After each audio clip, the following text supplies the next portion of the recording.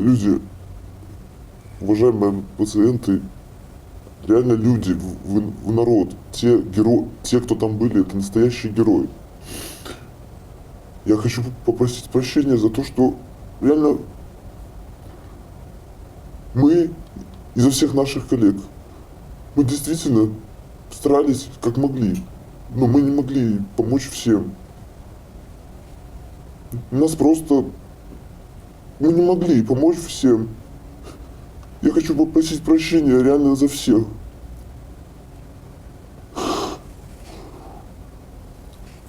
Чтобы никто не держал на нас зла. Потому что я, когда приехал в этот день, человек там говорил, вот, врачи там даже не осмотрели. У нас просто не было возможности, да, там был человек, возможно, на нас озлобленный. Но мы по-другому не могли, потому что надо было помочь хоть кому-то.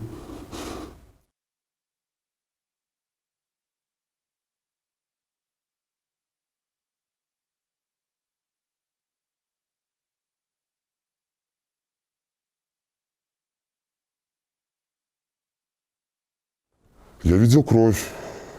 Ее даже не стеснялись убрать оттуда.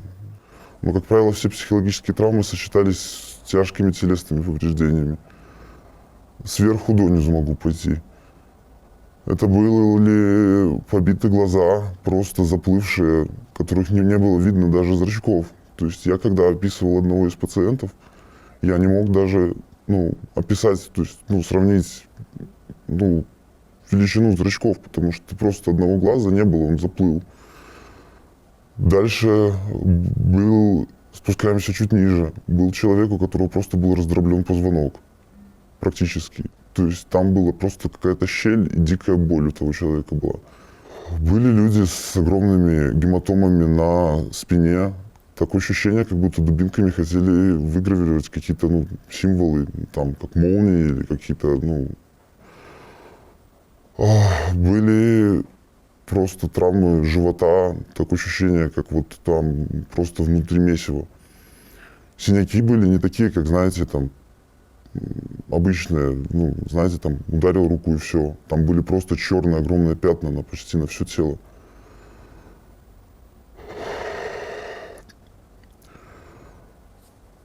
Там многих людей просто не досчитывали зубы, то есть их просто били.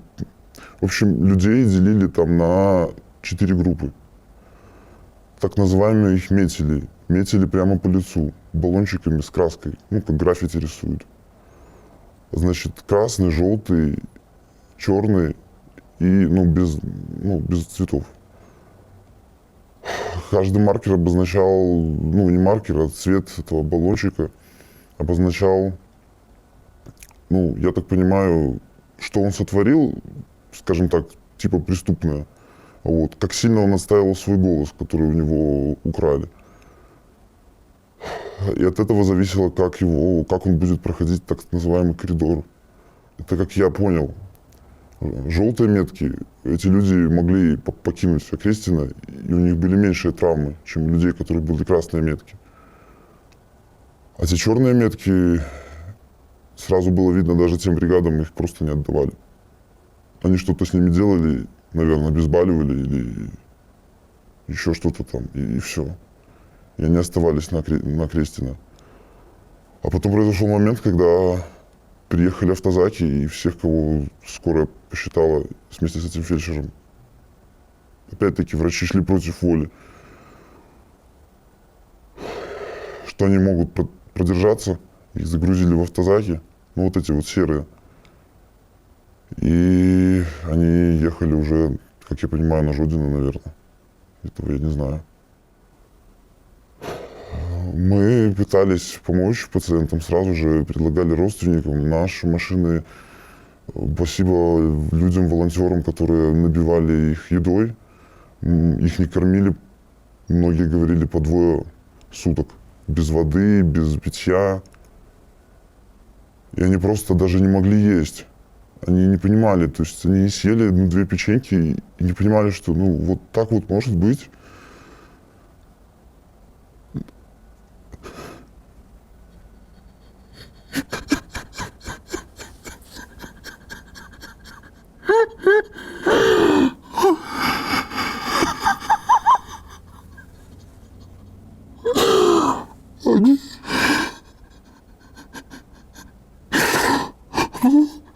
бедных пациентов.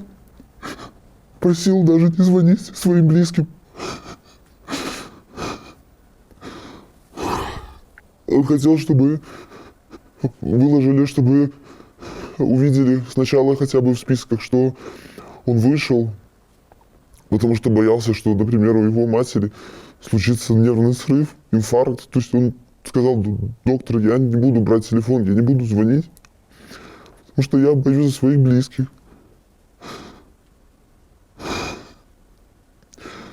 Людей просто, их пытались найти, но никто, ну, то есть вот реально ты проезжаешь и выезжаешь с этого Крестина, ты не можешь там остановиться, сказать, потому что это, ну, нельзя. Ты кидаешь там бумажку, либо люди на лету бегут за скорой и спрашивают, кого вы на этот раз вывозите. И ты, ну, или кричишь, или передаешь бумажку. Мы пытались заранее, ну, как бы написать по-быстрому, пока нас, ну, там, осматривали машину, чтобы мы еще лишнего никого не забрали. И, ну, там еще была процедура возвращения видеорегистратора, то есть нас смотрели, чтобы не было ни телефонов, ни камер. И за это время, ну, ты успевал, то есть как-то что-то сделать. БСМП, врачи, когда приезжали, они не видели, ну, никогда, ну, врач такой в возрасте, он не видел такого ужаса, который мы привозили. Он говорит, я, ну, типа, боже, откуда это, и сколько вы еще привезете? Они говорили, везите всех, кого можете.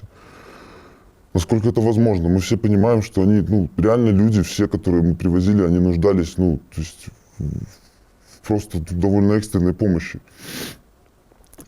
Травмы были многочисленные, сочетанные, как правило. То есть не было изолированных травм, то есть, например, просто перелом руки. Они били, почем могли. Докуда дотянутся дубинки. Пациенты рассказывали, что дубинки даже были у них разные. Одни как, ну, типа, как электрошокки, типа, ну, горячие, такие, как ожоги были. На ногах, на руках. Одни были такие, как вот, знаете, ну, как, ну, такие резиновые, как гнутся, чтобы, как нам рассказали пациенты, чтобы, как они так и говорили, чтобы лучше к телу, как березовая лозинка была. Вот, вам березовая каша. Вам, правда, березовая каша, это слишком просто, ну, типа, ну, вы заслуживаете большего наказания. То есть людям передавали прокладки. Вот. А пока их не было, пока, ну, был вообще какой-то жесткий тотальный режим, им просто банально говорили, вот девушка, которую мы вывозили, она говорила, ну, мне просто все было испачкано в крови. Хотя вроде бы как, ну, не было таких вот именно ран именно в той области. И я спросил, ну, как бы просто спросил, ну, надо же было мне там описать это все. Я спросил, откуда, почему столько крови. Им сказали, что им даже ну, пациентка ответила, что даже не выпускали в туалет по женским делам, а сказали вытирать, подтираться своими собственными вещами, которые были на них одеты. Там не все были такие. Сами тюремщики, они были нормальными довольно людьми. И когда мы привозили, например, девушкам там, ну, банальные прокладки, были там бригады, которые, ну, там стояли, и можно было передать, вот, или же можно было просто напрямую этим тюремщикам дать, но только чтобы рядом не было ОМОНа, ну, либо, как мы еще и вторых, как мы их называем, тихари, КГБшники, самые страшные люди, которые там были. Они наследили за тем, чтобы другие исполняли качественный приказ, чтобы ОМОН бил жестко, а тюремщики не проявляли милосердия. А как только они уходили, и ОМОН куда-то пропадал. Ну и начиналась какая-то такая вот, ну, фаза такого небольшого, ну, затишья. Люди реально на нас смотрели, как на... пытались найти, что мы человечные. Потому что не все были такие милосердные. Потому что с рассказов пациентов была там одна женщина, ее имя уже все знают. фельдшер из Окрестина, которая творила ужасные вещи. Людей тяжелых она просто вытягивала из машины и говорила, что они никуда не поедут, они должны получить по заслугам. Это реально говорили пациенты. Стояла рядом с фельдшер, уже другая, скажем так, ну, хорошая. Но она реально, по крайней мере, когда не было рядом, ну, ОМОНа, либо вот этих вот КГБшников, она пыталась там как-то подсказать. Ну, не подсказать, но как-то, ну, что, ну, мы вместе с ней осматривали и понимали, то есть можно ли или нельзя. Вот. И другие, которые бригады подъезжали, смотрели. Вот. И нам, когда передавали, эта женщина говорила, вот, насколько тяжелые и сможет ли она их там содержать.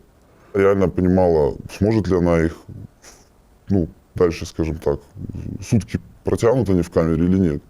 ОМОН бил людей, конкретно ОМОН творил эти все зверства. Я не понимаю, что он вообще забыл на Окрестино. Я вообще не понимаю, почему это не люди, это какие-то животные. Это просто рассказывали, что они ложили щит на людей и били по щиту сначала, чтобы в ушах звенело. А потом били по головам, по ребрам, по ногам. Они не стеснялись никого. А когда особенно стояли вот эти вот так называемые КГБшники, не так называемые, а КГБшники, они, я так понимаю, сбили, как будто выслужиться хотели, еще с более какой-то силой ожесточенной. Честно, в глазах камерщиков, тюремщиков, ну, у них не было, маски были, но в глазах читалось вот это вот ужас, даже у тюремщиков.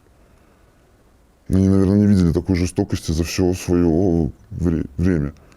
Были бригады, которые пытались сразу как-то, ну, всех, ну, как-то, скажем так, передать еду сразу, так вот, потому что люди были голодные, это было видно, у них были сухие губы, они постоянно, потом, знаете, есть такое, как вот, когда жажда сильная, они сразу пытались как-то напоить или еще что-то, как-то помочь. И было сказано ОМОНом, что если они сильно милосердные, а когда они узнали, что они практически вообще всех, которых осматривали, вывозили, они просто их выгнали. Сказали, что нам такая скорая не нужна. Врачи шли против воли. Они делали все, чтобы можно было, ну, знаете, как спасти хоть кого-то, чем вообще оставить всех. Все люди забирались с критическим состоянием. Потому что если пытаться забрать человека, который с некритическим, остался бы в Окрестино человек, которому реально нужна была помощь. К сожалению, так и получалось, что надо было оставлять человека, который, он менее битый, чтобы он стал еще более битым.